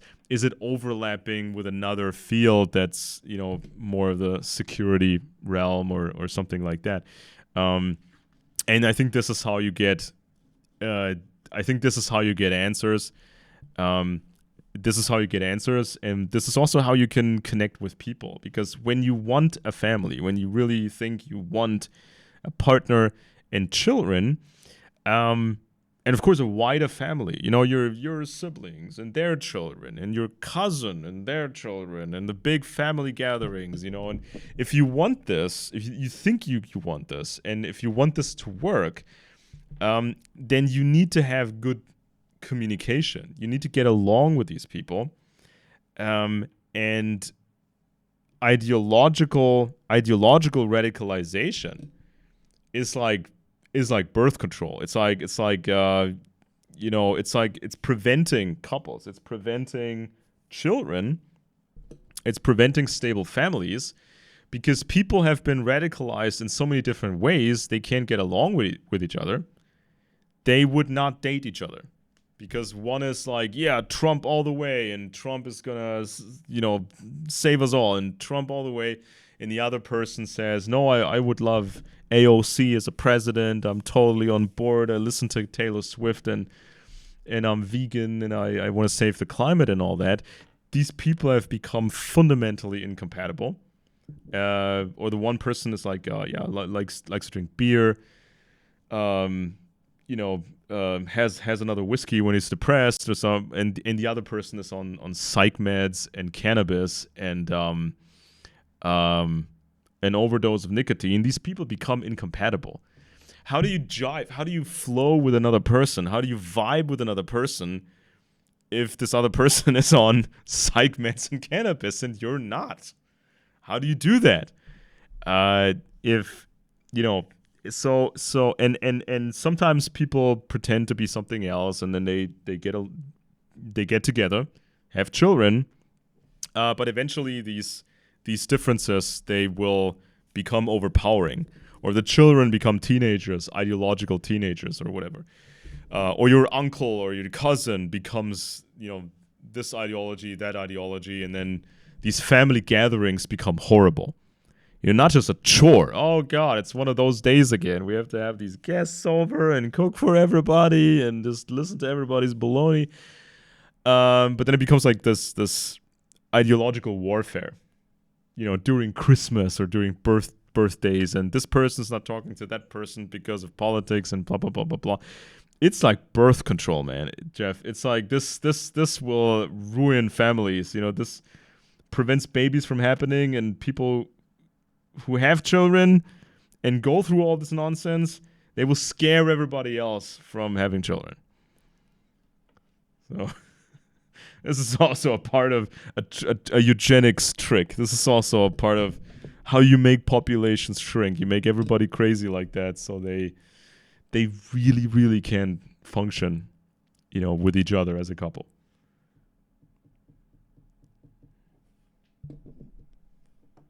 Interesting. Well, I think we've covered it. Pretty much we've used up all of our time. So any concluding remarks?